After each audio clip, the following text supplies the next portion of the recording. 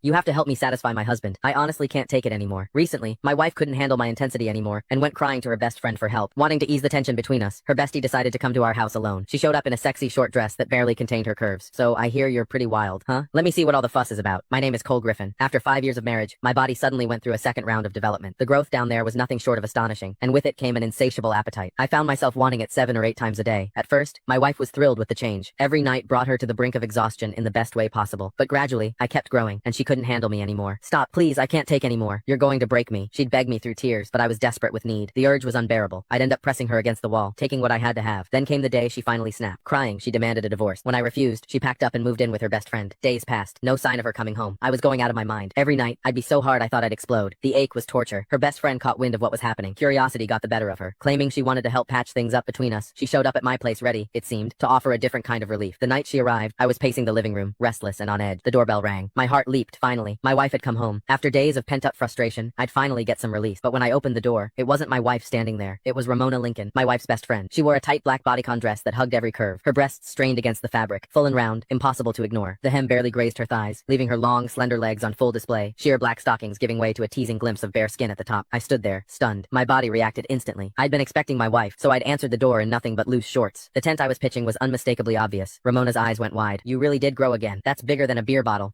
Truth was, Ramona was a woman with unmet needs herself. She was beautiful. Anyone could see that. But she'd married a rich old man. According to my wife, he'd burned through his prime too hard and too fast. Now his body had given out, and he couldn't satisfy her at all. These days, she apparently spent good money on male escorts to fill the void. I motioned her inside. She settled onto the couch, crossing her legs slowly, showing off those red-bottom heels, making damn sure I noticed. So what brings you here, Ramona? I asked, grabbing a glass of water and handing it to her. Where's Rachel? She took a sip, then fixed me with a look. You're the reason. You're like a bull on steroids. Rachel's too scared to come home. I'm here to talk some sense into you. You can't keep going at her like that. She's delicate, for God's sake. No woman could handle a brute like you going full force. As she spoke, her chest rose and fell with each word. Those two magnificent breasts moved hypnotically beneath the thin fabric bigger than my wife's, fuller, and I couldn't tear my eyes away. My pulse hammered in my ears. God, I wanted to touch them. I sighed, settling into the chair across from her. It's not that I'm trying to be rough. It's this second development I can't control it. The urge hits me like a freight train. If I don't, at least once a day, the ache is unbearable. Ramona's eyes sparkled with curiosity.